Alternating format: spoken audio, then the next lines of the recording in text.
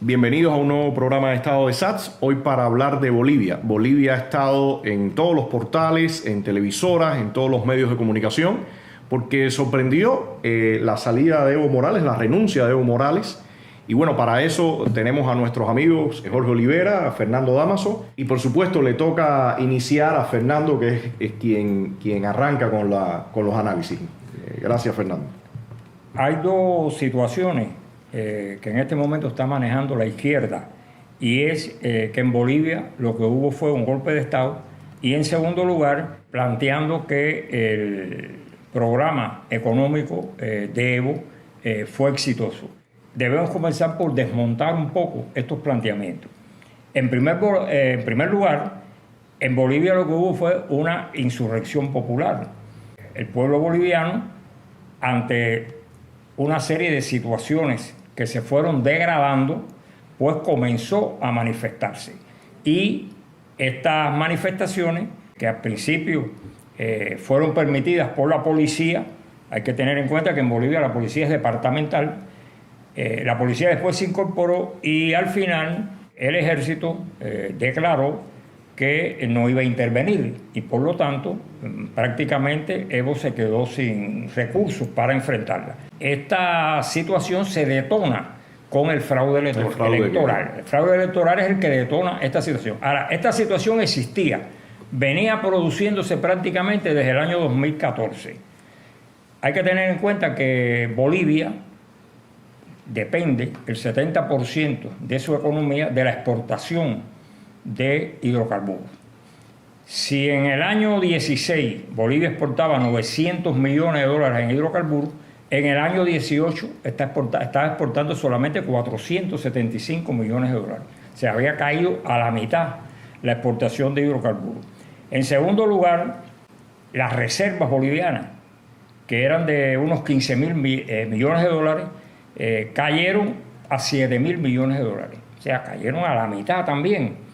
Y la deuda externa creció un 24,5% en el periodo de gobierno de Evo, pero fundamentalmente del 2014 en adelante, o sea, en los últimos 5 años. A partir de que toda la bonanza... A partir de que la bonanza de los hidrocarburos decreció. Hay un elemento que se maneja mucho y se dice, bueno, Evo redujo la pobreza en Bolivia. Evo redujo la pobreza, entre comillas. Actualmente el 51% de los bolivianos vive bajo el nivel de la pobreza. Evo logró llevar esto a que el 49% de los bolivianos vivieran precariamente sobre el nivel de la pobreza. ¿Por qué digo precariamente? Porque esto no se produjo creando empleo, ni creando fuentes de trabajo, ni industria, sino precisamente a través de medidas de bienestar social. O sea, aportando dinero a las familias con el objetivo de que superaran la frontera de la pobreza, pero precariamente, simplemente superarla un 1% y ya no estaban en el nivel de pobreza. Y eso pasaba a otra estadística. Esa es la verdad del problema de la pobreza. El salario mínimo en Bolivia durante los años de Evo crecía normalmente un 2,6% anual. Sin embargo, el salario medio crecía solo un 0,5%. En esta situación, actualmente, año 2019, entre el 65 y el 70% de los bolivianos tienen trabajo precario.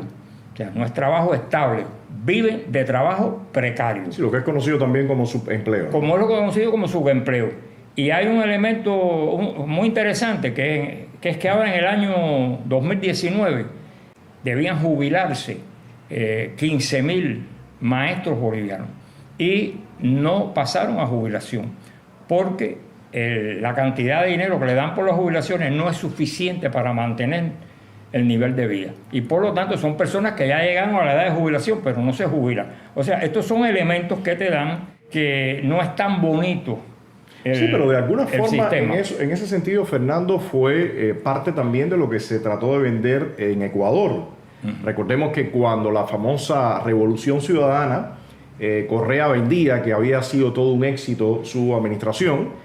Y luego, cuando entra Lenín Moreno, empieza a develarse toda la situación económica que realmente estaba difícil, y él se ve obligado a también manejar todas estas cifras para no cargar él con la culpa de lo que venía.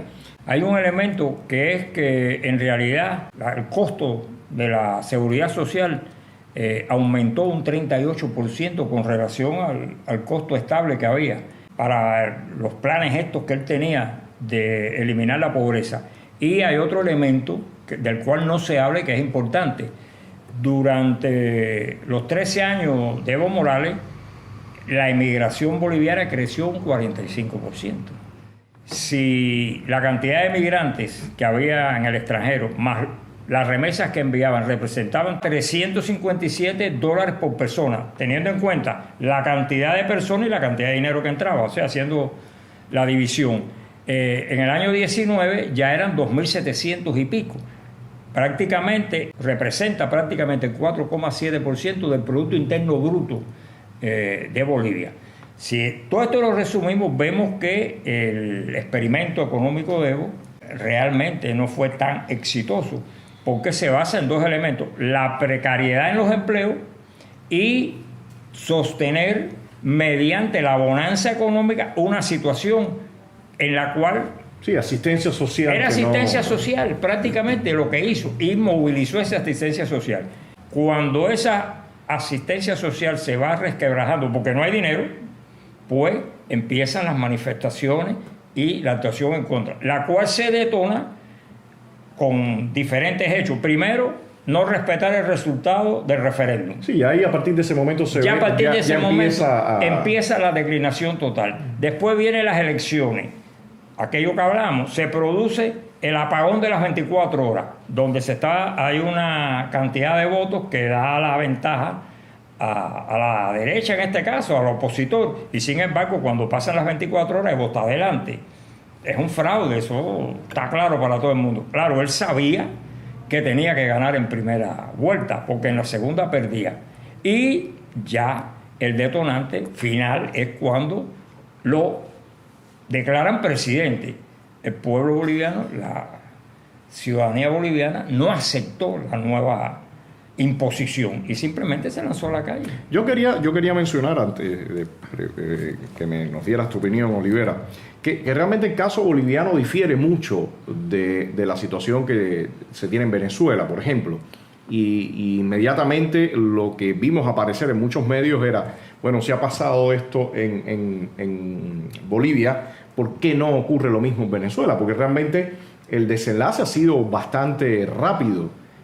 Hacía unos meses nadie podía prever esta renuncia de Evo Morales, y de momento todo se ha desencadenado en apenas unos días, ¿no? ¿Cómo ves Sí, tú? mira, yo pienso que hay una gran diferencia entre ambos países. Estamos hablando de Venezuela, el país que tiene una de las reservas más grandes de petróleo en el mundo. Y en el caso de Bolivia estamos hablando de uno de los países más pobres de la región. Además hay un elemento fundamental, que este es de índole, yo lo llamaría cultural, que es la composición indígena, de raíz indígena, que en Bolivia es bastante grande, sobre todo esto de los sectores de los cocaleros, etc.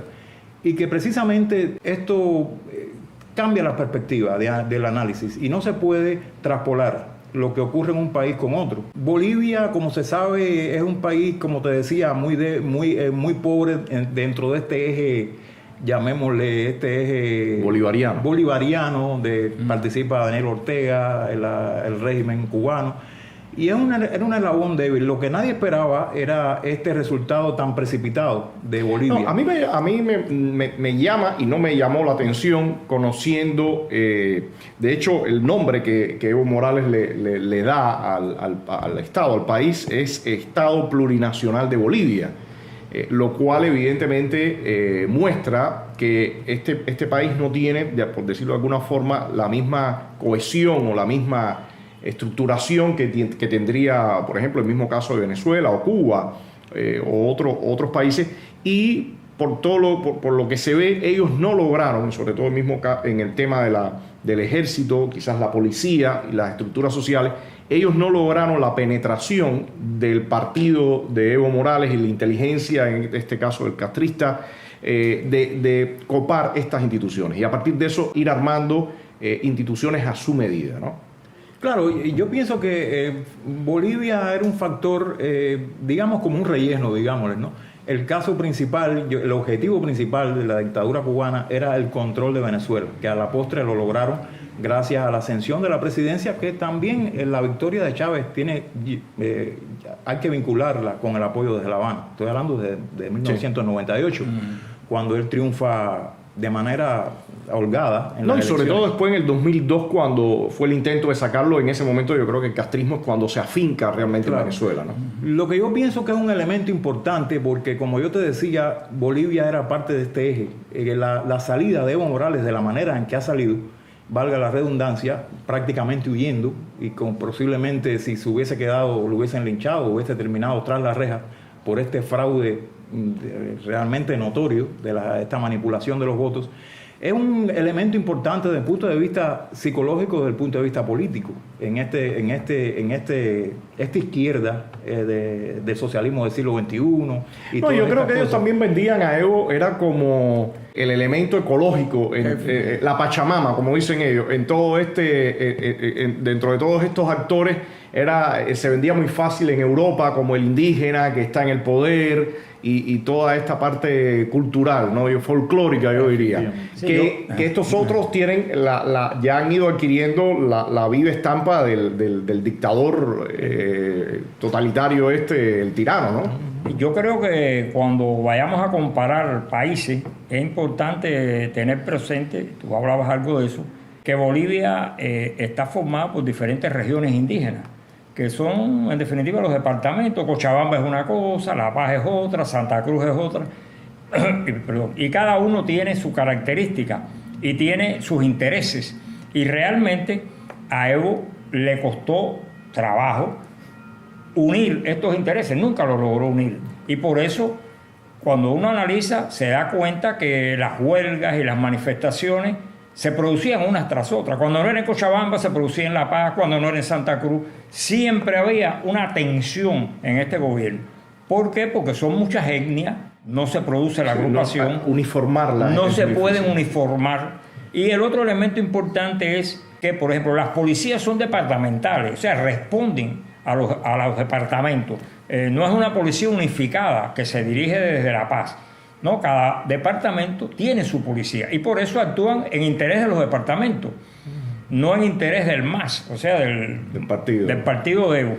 Y lo más importante, vuelvo, es que el ejército es un ejército profesional, que no se dejó penetrar absolutamente por ninguna ideología política.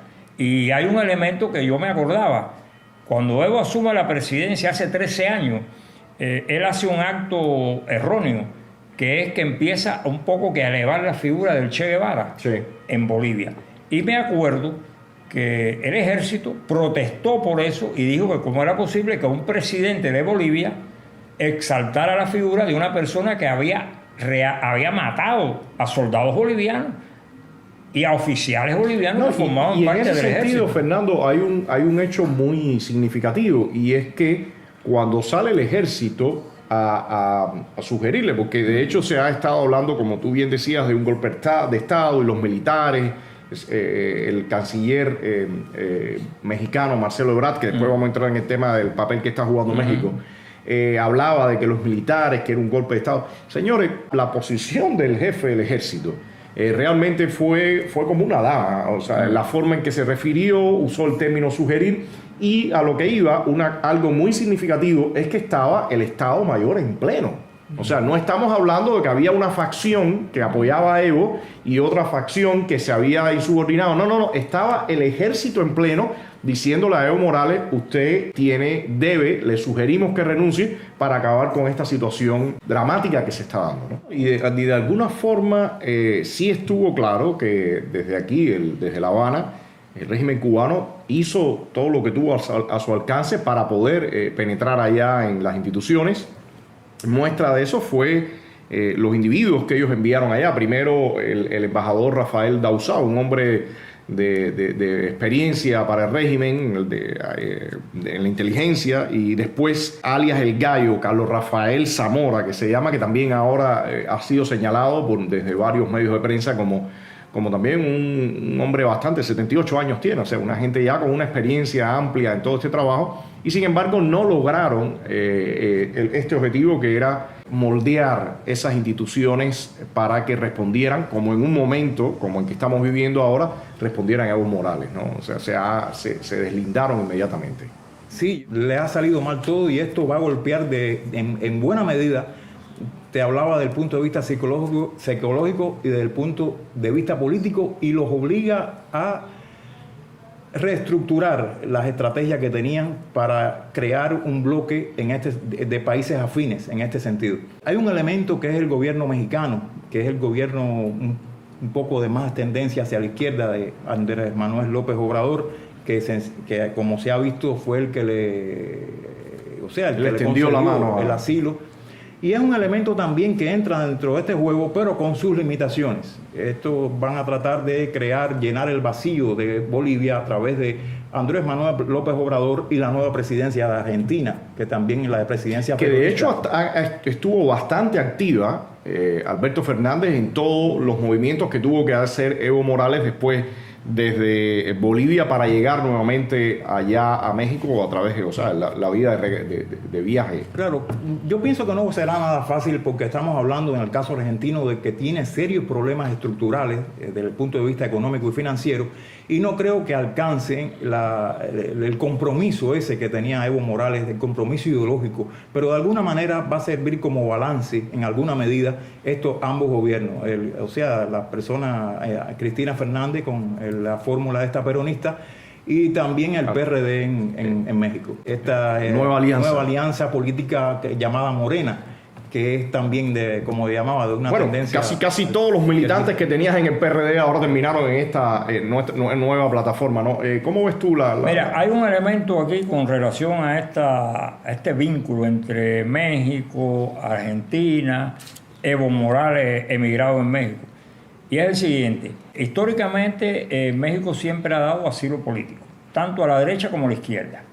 Esto viene desde la guerra de España con los republicanos y después con todas las dictaduras que ha habido en América Latina. No hace mucho, tal vez hace 15 días, Maduro hizo una declaración en la cual trató de involucrar un poco a López Obrador y a Alberto Fernández, diciendo que Argentina y México debían formar un frente estratégico común y situarse al frente de la lucha contra el imperialismo en América Latina. López Obrador contestó rápido, dijo que México tenía sus intereses específicos y era vecino de los Estados Unidos y tenía que velar primero por su situación y no podía vincularse a esta situación.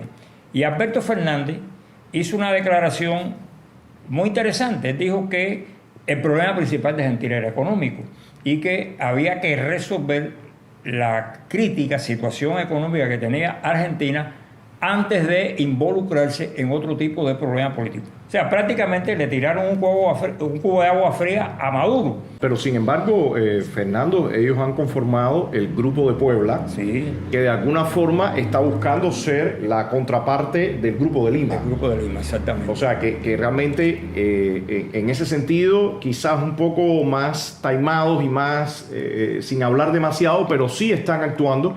Y me parece que esto de recibir a Evo Morales, porque les hablo con franqueza, a Ebrard hoy en una conferencia de prensa, Marcelo Ebrard, que es el canciller mexicano, le preguntaron que cuál sería su papel, porque Evo Morales había declarado que volvería con más fuerza, y le preguntaron si ellos estaban dispuestos a apoyar a Evo Morales para que regresara con más fuerza. Y bueno, Ebrard respondió y dijo que no, que ellos no intervenían en asuntos internos, pero yo en lo particular dudo, no sé cuál es la visión de ustedes, que Evo Morales se va a quedar tranquilo ahí en México y ya en un retiro político. Y de hecho él lo dijo, que no está fuera de la política. No, yo creo, tienes razón lo que tú dices. Ahora hay una situación que yo pienso que siempre influye mucho sobre cualquier medida que tome López Obrador. no tanto Alberto Fernández como López Obrador, y es la relación de México con los Estados Unidos. Estados Unidos y México tienen una relación muy complicada y muy tensa, y López Obrador ha tratado, ante los planteamientos del presidente norteamericano, de Donald Trump, de un poco que no crear más fuego, no echarle más leña al fuego. Y si él asume una posición en este momento abierta, no digo que por abajo no lo haga, abierta, de apoyo a Evo Morales, o si Evo Morales comienza a tener una actividad pública y tratando de influir en los acontecimientos en Bolivia, eso va a repercutir en esta relación que existe entre Estados Unidos y México. No creo que México esté en posición de asumir esa situación que se le puede dar. Hay una cosa en todo este escenario también, Fernando y Olivera, que a mí me parece las clásicas ambigüedades de la izquierda. Se supone que México habla de toda su tradición en el tema de asilo político. Dentro de la conferencia de prensa que da Marcelo Ebrard, le preguntan sobre si el asilo político sería retirado si después de una investigación se comprueba que hubo un fraude. Marcelo Ebrard dice que no, porque según él, el término de Evo Morales sería en el 2020 y que como está siendo forzado a salir antes de tiempo, ellos lo consideran ya válido para aplicar a un asilo político. Sin embargo, hay algo que a mí me llamó la atención, y es que Evo practica lo mismo que practicó el PRI en el año 1988, cuando la contienda entre Cuauhtémoc Cárdenas y Carlos Salinas de Gortari, se cae el sistema, como dijeron, y de momento aparece Salinas de Gortari ya por encima y como ganador. En este caso, Evo practica algo similar, y quienes están en el poder ahora en México, que es Andrés Manuel López Obrador, que era antiguo militante del PRD, bueno, ellos se quejaron de aquello, y entonces ahora extrañamente le dan asilo a un hombre que realiza la misma práctica de la que ellos se quejaron. Sí, yo creo que va a haber, de todas maneras, van a apañar a Evo de alguna manera. Yo creo que no le van a dar la espalda, como se ha visto, y van a buscar algún rejuego conceptual ahí dentro de esta ley de asilo, y no van a abandonar a Evo. Yo, por afinidades ideológicas que existen y también la influencia de La Habana, obviamente. Y hay otro tema que no se ha manejado mucho, que sí se dijo el primer día, pero después no ha tenido como un seguimiento, y es el punto de los médicos cubanos que están en Bolivia. O sea, se ha hablado de que hay una situación de inestabilidad social, de que hay protestas, que algunos sectores están, según ellos, fuera de control, pero no se ha dicho más nada de los médicos. Tú comentabas, Fernando, que... Sí, hubo una declaración de la jefa de la misión médica cubana en Bolivia, la cual plantea que esta misión está formada por 700 médicos, que los médicos se hallan a salvo, que no están ejerciendo sus funciones y que se encuentran en los albergues esperando instrucciones de La Habana. Esas son sus declaraciones específicas. O sea, si los médicos quedan por alguna razón atascados allá adentro, esto puede constituir un... Yo, como gobierno cubano, debería sacar a esas personas, pero la mentalidad que prima dentro del régimen cubano también le interesan en algún momento, si algo definitivamente sucede en el respecto al caos, le interesa también al martirologio, o sea, que maten a unos médicos. Eso le convendría muy bien a ellos para hacer su propaganda. Ojalá y no suceda, pues son personas civiles que han ido allí por algún objetivo, han sido enviados incluso, y han sido personas explotadas porque les roban la mayoría de su salario, y ojalá no pase esto. Bueno, por suerte hasta ahora se ha visto, como mencionaba hace un momento, que el ejército no está fracturado, o sea que son los que están ahora mismo manteniendo el control de la situación. Y sí oía la noticia hace un momento que no lograron hoy el quórum y que todavía no se ha definido si hay un nuevo presidente interino, temporal, para buscar ya encauzar institucionalmente la situación que se está viviendo, ¿no? Bueno, y otro elemento que me llamó la atención, en el que Marcelo Ebrard medio, como se dice en buen cubano, se hizo el chivoloco, fue cuando le preguntaban que para todos los viajeros a México hay una restricción de la cantidad de dinero que se puede entrar al país, que si esa política iba a aplicarse a Evo Morales. Y él se hizo chistoso y dijo que Evo Morales posiblemente no llegara ni con billetera. Pero por lo que se sabe y por lo que se ha visto de estos líderes del socialismo del siglo XXI, Cristina tenía algunos fondos enterrados en el patio de una iglesia. Por allá está Chávez, que los hijos y los Maduro y la familia y todo, Correa, o sea, parece que no juega muy limpio. Y bueno, quién sabe en qué condiciones llegó Evo Morales, en qué condiciones estaba el equipaje de Evo Morales cuando llegó a México, ¿no? Así que, bueno, sin más, yo creo que vamos a ver en los próximos días qué va pasando, que es interesante, es una situación bastante sorprendente, ¿no? O sea, no se esperaba que Bolivia fuera bueno, ya había cambiado Ecuador, ahora viene Bolivia.